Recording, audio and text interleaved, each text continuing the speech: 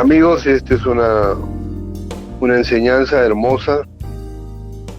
Es algo que todos nos hacemos la pregunta, santo, si yo puedo limpiarme a mí mismo, si puedo santificarme a mí mismo, cuando evito de hacer una u otra cosa, que debo hacerlo, por supuesto que sí, pero esa acción de limpiarme, ¿me santifica? No. Todas esas preguntas están en la cabeza del creyente, ¿no? Sobre todo cuando no se ha profundizado en la palabra. Y eso es lo que en esta última media hora vamos a tratar de hacer para que los oyentes queden en paz, que estén tranquilos, porque lo que estamos enseñando es palabra de Dios, no lo que nosotros queremos o creemos, sino que, como es el nombre del programa, trazamos la plomada con la palabra de Dios en cuanto a temas relevantes que tiene la iglesia. Bien, amigos, continuamos y a ver... dijiste algo interesante, Jorgito, al respecto sí, de tu introducción, y es de la situación de aquellas personas que de una u otra manera están portándose bien. Buscan no pecar, o sea, buscan no hacer nada indebido, porque desde sus padres vienen ya siendo moralistas, y desde su aspecto moral, digamos, tienen una forma de conducta que verdaderamente pues da un buen testimonio en la comunidad, y la gente tiene un respeto sobre ellos por causa de su forma de ser, pero nunca en su vida tuvieron una experiencia con el Señor Jesucristo. Ahora, la pregunta es, estos señores que estuvieron cuidándose y siendo muy pulcros en su forma de comportamiento, ¿son salvos o no son salvos? La Biblia nos da a entender que no, porque ellos no han nacido de nuevo. O sea, el ser humano tiene la capacidad de poder hacer cosas con su cuerpo, porque Dios nos ha dado un libre albedrío. O sea, hay dos cosas que hay que entender en la Biblia. ¿Somos criaturas de Dios o somos hijos de Dios? O sea, para ser criaturas de Dios ya lo somos todos, porque hemos sido creados por Dios a través de Adán y Eva. Pero no somos todos hijos de Dios. O sea, ¿cuándo somos hijos de Dios? Cuando hemos nacido de nuevo en la persona del Señor Jesucristo. Es ahí cuando somos hijos de Dios. Entonces, muchas personas que son criaturas de Dios no han optado por ser moralistas. Pero, ¿podríamos decir, ellos pertenecen al cuerpo de Cristo? No. ¿Ellos están siendo santificados por el Espíritu Santo? No. ¿Ellos tienen el Espíritu Santo? No. ¿Ellos tienen los frutos del Espíritu? No. ¿Ellos tienen virtudes? Sí. Tienen virtudes porque las están desarrollando en su propia vida día a día. Entonces hay una gran diferencia, ¿no? Creo que deberíamos puntualizar una vez más algo que lo dijimos en la segunda media hora, y creo que es muy importante para que todos tengamos claro esta figura de ser santos o de caminar en santidad. ¿Me permites terminar con este pasaje, Cecitar? ¿Perdón? Permíteme para terminar lo que estaba diciendo con este pasaje. Adelante. Ya, en Romanos capítulo 12, 1 y 2 es un pasaje que lo hemos usado mucho en los programas, mucho. Si nosotros lo escuchamos, lo hemos citado cantidad de veces. Y nos dice, por tanto, hermanos, dice, os ruego por la misericordia de Dios que presentéis vuestro cuerpo como sacrificio vivo, santo, agradable a Dios, que es vuestro verdadero culto. No os conforméis a este mundo, sino transformaos por medio de la renovación de vuestro entendimiento, para que comprobéis cuál es la buena voluntad de Dios, agradable y perfecta. Una diferencia entre un pecador y un creyente es que el pecador jamás, por los jamases, va a presentar su cuerpo en sacrificio. Es probable de que de repente pueda ser un mártir porque quiere salvar la vida de sus hijos por un accidente o que pueda suceder algo humanamente hablando. Pero presentar su cuerpo por causa de Dios, eso solamente es producido por el Espíritu Santo. Entonces, este texto nos habla mucho al creyente. y al creyente para que se santifique. Pero la santificación tiene que ver mucho, no solamente porque tenemos una nueva naturaleza y tenemos el Espíritu Santo, sino porque tenemos que tener el deseo de obedecer, de presentar nuestro cuerpo, presentar estas pasiones, esos deseos que se han quedado grabados ahí en nuestra mente, y que de una u otra manera son hábitos que a veces nos llevan a pecar y que debemos de limpiarlos, que debemos de santificarlos por medio del Espíritu Santo, ¿no? Y ese es el proceso que nos habla en Romanos capítulo 12, 1 y 2. Entonces, más o menos, para rebobinar, yo no me puedo limpiar a mí mismo, sea que sea cristiano, o sea que no sea creyente. Yo no puedo limpiarme a mí mismo, solamente son acciones que tienen cierto valor moral, pero en cuanto a limpiarme yo mismo, es un valor moral y digno de mérito, y como tú dijiste, hasta alcanza un reconocimiento en la comunidad por el don de gente y el buen nombre que trata de cuidar. Pero más de eso no puede hacerse más santo, por eso no se va a limpiar a sí mismo delante de Dios, porque esto es delante de Dios, ¿eh? O sea, así delante de Dios sigue siendo la persona que considerada como pecador, porque ahora estamos hablando, acuérdense jóvenes, que estamos hablando de esta parte del pecador, ya hablamos de la santidad, ¿no? Que este tiempo es para hablar del pecador, de lo que es pecador, porque es que nosotros estamos diciendo que no puede ser un santo pecador ni un pecador santo. Eso es lo que estábamos tratando de hacer entender al pueblo, ¿no? Entonces, en ese sentido, si no se puede uno limpiar a sí mismo, sino que necesita la persona del Espíritu Santo para que lo haga. Y segundo, dijeron también y ahí se necesita obediencia. Si yo soy obediente, y la otra era, si permanezco en Cristo. Entonces, Él es el que va a hacer la obra de santificación y limpieza. Así es. Y no yo. Yo solamente voy a seguir, porque al estar en Él y al obedecerle, como quieras que se llame, es lo mismo, como consecuencia, voy a recibir cada día más limpieza y cada día más parecerme a Cristo, ¿no?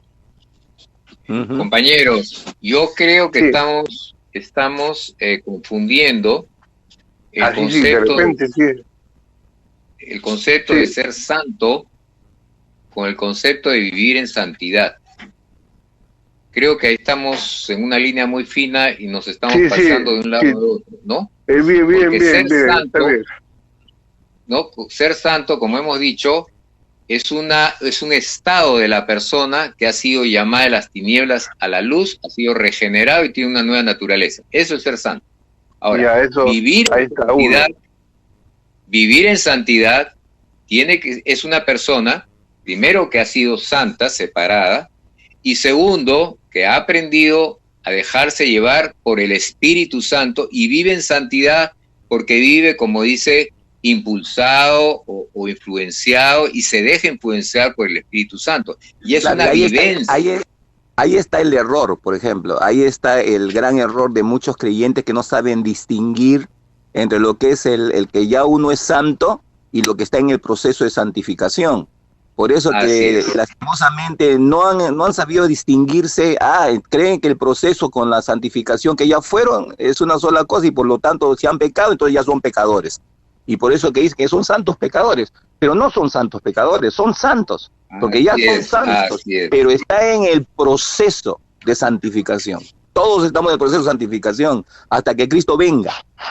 Porque ¿cuándo se termina este proceso de santificación? Cuando Cristo venga. En el momento del arrebatamiento. La Biblia dice que seremos transformados en un abrir y cerrar reojo, dice. Tremendo.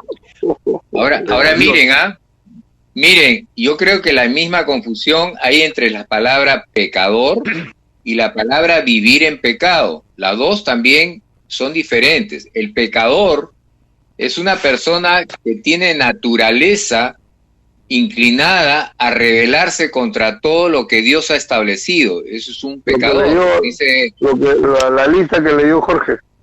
Así es. Contraria a Dios.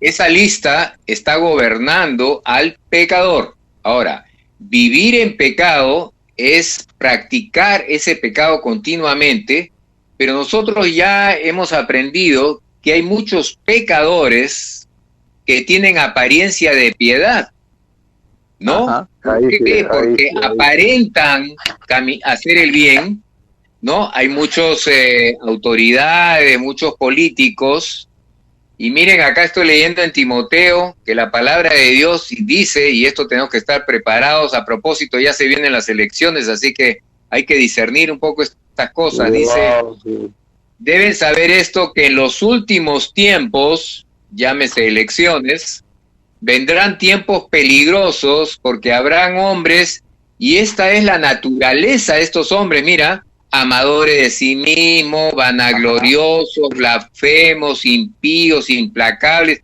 Hay una lista que ustedes pueden leer en el capítulo 3, 2 de Timoteo, pero al final, ¿qué dice?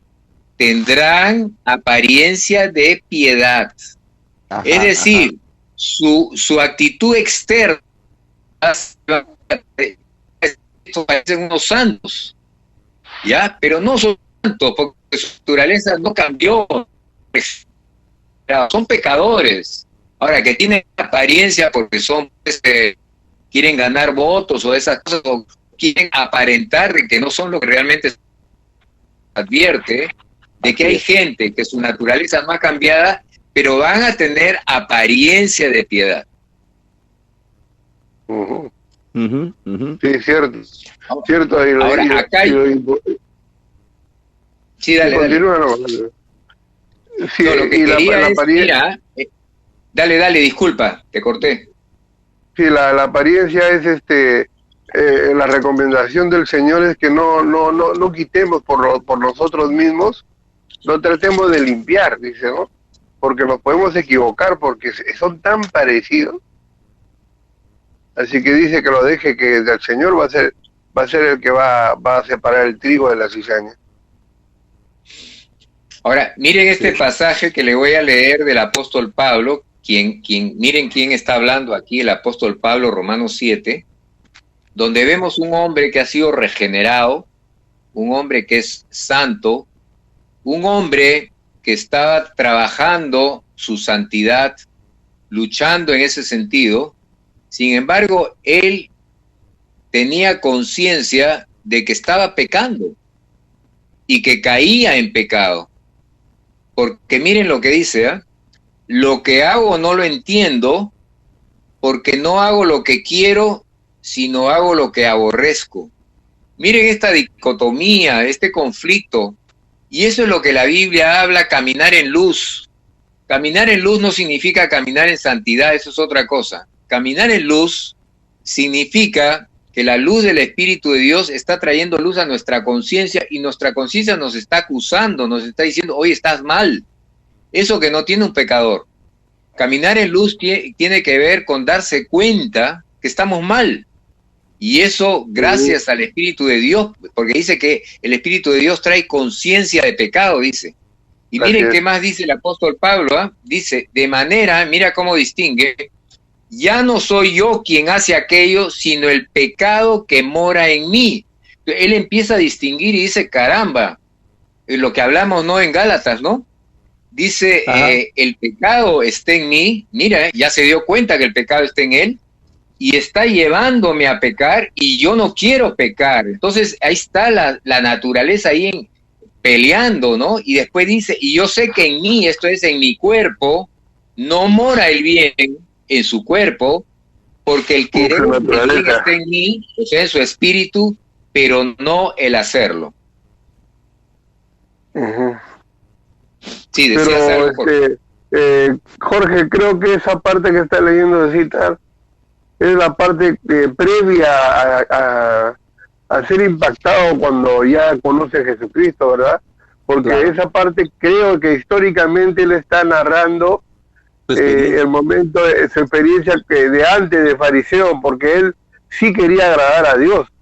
Claro, pero, como religioso que era, ¿no? Claro, pero ya cuando creo que viene el 8 ya para entrar al 8, ahí dice que unas palabras de exaltación, dice que cuando ya conoce a Cristo, pues ahora sí se da cuenta que sí puede, ¿no? Sí, porque el problema de Pablito es que estaba en una lucha con la ley, porque sabemos que Claro. los fariseos cumplían la ley. Entonces la ley tenía que cumplir con obras, con decretos, y si no cumplías con esas obras y decretos, pues entonces te sentías pecador. Entonces ya cuando Jesús le dio el concepto de la gracia, le hizo entender a través del Espíritu Santo la gracia, entonces empezó a haber una lucha interna dentro de él, porque él había practicado la ley. Entonces tenía que entender ahora que la ley era cumplida por la gracia. ¿Por qué? Porque la gracia es Jesucristo. Yo creo, hermanos, que acá vamos a tener un conflicto, porque yo no creo que él está narrando su vida antes de convertirse. Yo creo que él era un convertido y que hasta el momento él no había entendido en plenitud, en ese momento, no había entendido en plenitud lo que significa la gracia de Dios. Él estaba en ese momento, como muchos hemos estado, en que estábamos tratando de caminar en santidad, porque teníamos ese anhelo, y ese anhelo solamente viene del Espíritu de Dios, no puede ser antes, y queríamos hacer el bien, y nos dábamos cuenta de que con nuestras fuerzas, por más que ya nos habíamos convertido al Señor, no lo hacíamos, hasta que llegamos al gran aleluya, que dice, ¿quién me librará de este cuerpo de muerte?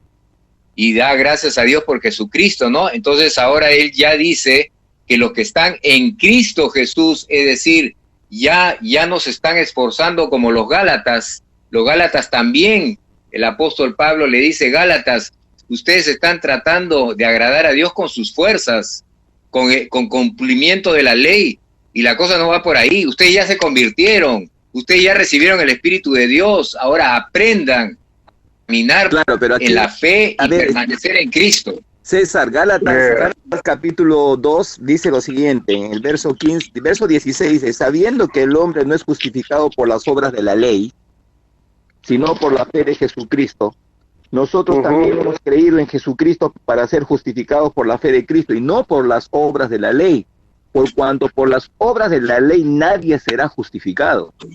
Ahora bien, si buscando ser justificados en Cristo también nosotros resultamos ser pecadores, ¿es por eso Cristo ministro de pecado? De ninguna manera, porque si las cosas que destruí, las mismas vuelvo a edificar, transgresor me hago. Yo por la ley morí para la ley, a fin de vivir para Dios.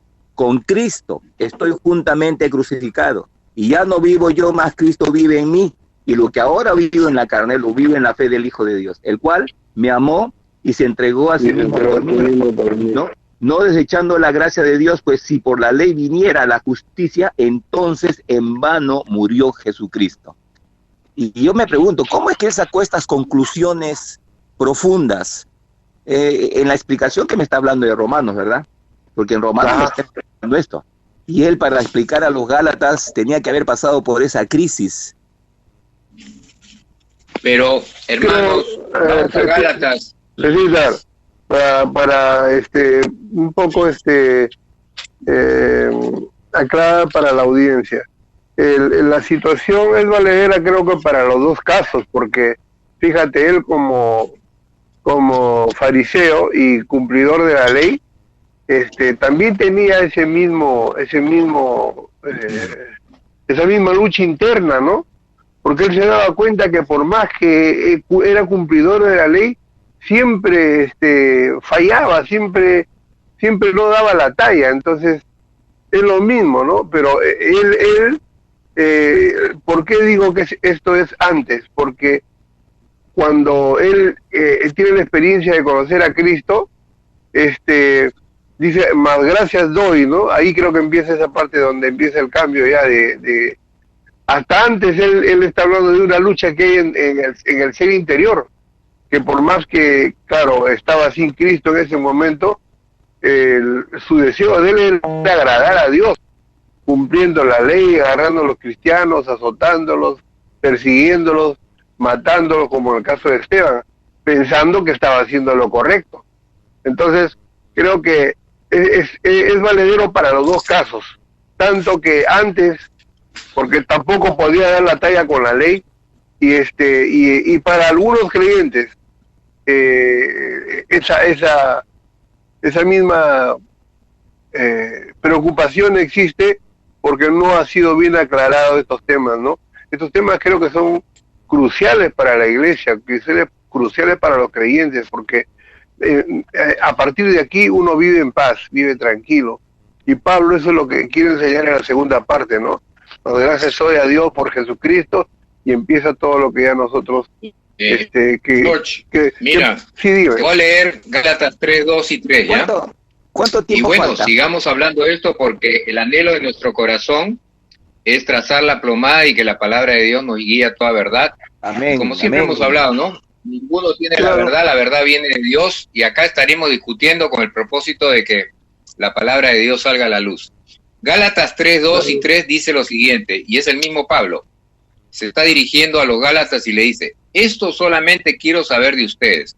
Mira, cuando recibieron el Espíritu, ¿lo recibieron por las obras de la ley o por el oír con fe? Está hablando de gente que ya recibió el Espíritu, ha sido regenerado, son unas nuevas criaturas. ¿Ya? Y en el verso 3 le dice: tan necios son que habiendo comenzado por el ahora terminar por la carne. Entonces, Ajá. ¿qué les está diciendo? Oye, ustedes ya recibieron el Espíritu, ¿por qué en este momento están ustedes tratando de justificarse y de vivir en santidad con la carne? ¿Por qué quieren aplicar la ley? 3.1 dice: Gálatas insensatos, ¿quién los fascinó para no obedecer la verdad? A ustedes ante cuyos ojos esto fue ya presentado claramente entre vosotros como crucificado. Está hablando una y otra vez de que estos Gálatas convertidos recibieron el Espíritu Santo y regenerados, ahora están tratando de que a través del cumplimiento de la ley están tratando de justificarse a sí mismos o de cumplir con la ley. Pero mira, ya eran creyentes. Sí, César. Mira, César, pero es otro contexto. César, es otro contexto, ¿eh? César, en el verso 18 del capítulo 2 de mismo Gálatas dice: porque si las cosas que destruí, las mismas vuelvo a edificar, transgresor me hago. ¿Qué es lo que estaban haciendo los Gálatas? Los Gálatas ya recibieron el Espíritu Santo, estaban caminando en el Espíritu, pero ¿qué empezaron a querer hacer? A querer a vivir conforme a la ley. Y aquí Pablo dice: no, pero las cosas que destruí, o sea, ya destruí eso, ya no debo de volver a ello, pero si lo vuelvo a hacer, me vuelvo transgresor. Y es lo que estaba sucediendo con los Gálatas estaban convirtiendo en transgresores. Es lo mismo que sucedía con los apóstoles, cuando empezaron a enviar la carta a los cristianos, con Pablo, y le dijeron: no, nosotros no vamos a pedirte que te sujetes a las normas judías, porque eran gentiles, sino nada más que no coman carne sacrificada a los ídolos, que no roben, ¿no? Y que tengan el amor de Dios. Eso fue lo único que escribieron en la carta. ¿Por qué? Porque los judíos querían judaizar a los gentiles. Entonces, al querer judaizarlos, eran volver nuevamente a la ley. Y es lo que estaba Pablo enseñándoles a los Gálatas, a los Corintios, a los Efesios. Ahora, pero para volver otra vez a Gálatas, creo que Gálatas es otro contexto diferente al que está hablando en Romanos 7, final del 7, empezando el 8, porque estoy aquí con la escritura, dice: así que queriendo yo hacer el bien, que hallo que esta ley, que el mal está en mí, porque según el hombre interior me deleito en la ley de Dios, pero veo que hay otra ley en mi miembro que se revela contra la ley de mi mente y me lleva cautivo a la ley del pecado. Y para mí es bien claro que esta parte es cuando él todavía está está recordando lo que había sido su vida en el judaísmo, ¿no? En la práctica del fariseísmo. Por eso es que esta segunda parte yo ya entiendo que ella cuando tiene una relación con Cristo, y esta segunda parte sí es aplicable a Gálatas. A partir del 25, gracias doy a Dios, y la de lectura que sigue, en 8 y sigo los versículos, creo que eso sí es aplicable a Gálatas. Esa explicación está que le da el apóstol Pablo en Gálatas que acabas de leer, César, está fundamentado en viviendo en el Espíritu. Eso sí está, eso es correcto, porque me parece imposible que Pablo, siendo lo que él ya había entendido en el capítulo 8 de Romanos, haya tenido esta dicotomía o esta confusión de lo que habla, ¿no? De que el mal está en él quiere ser el bien y todo. Eso creo que era una lucha realmente que sin Cristo. Sí, en Gálatas, bueno, capítulo del 1 al 7. Hermano, por si acaso estamos a 2 minutos para terminar, ya, así que vamos cerrando y cualquier cosa el siguiente sábado podemos continuar. Claro. Pero también digo, entre tanto que el heredero es niño, en nada difiere del esclavo, aunque es señor de todo, sino que está bajo tutores y administradores hasta el tiempo señalado por el Padre. Así también, nosotros, cuando éramos niños, estábamos en esclavitud bajo los rudimentos del mundo, pero cuando vino el cumplimiento del tiempo, Dios envió a su Hijo, nacido de mujer y nacido bajo la ley, para redimir a los que estaban bajo la ley, a fin de que recibiéramos la adopción de hijos, y por cuanto sois hijos, Dios envió a nuestros corazones el espíritu de su Hijo, el cual clama Abba Padre. Así que ya no eres esclavo, sino hijo, y si hijo, también heredero de Dios por medio de Cristo Jesús. Explícalo. Hermano, ya no podemos explicarlo, George, porque ya se venció, ya no. Ya, lo hacemos el próximo. Y no, Eddie se va a molestar con nosotros. El próximo programa. Amigos, nos vemos el próximo programa. Nos quedamos acá. George, más bien sus comentarios de lo que qué opina de este tema que es tan interesante, que lo envíen sus comentarios ahí por YouTube, ¿no? Claro, por favor, deje los comentarios. No deje de suscribirse. Le pedimos que se suscriba. Si usted escucha el programa en Pacífico, mire cuántos oyentes tenemos en Pacífico. Si se suscriben ustedes, hermanos, se nos van a apoyar muchísimo. Así que no deje de suscribirse y deje sus comentarios, por favor, porque a veces creemos que nadie está escuchando, porque en esas últimas semanas no ha habido ningún comentario.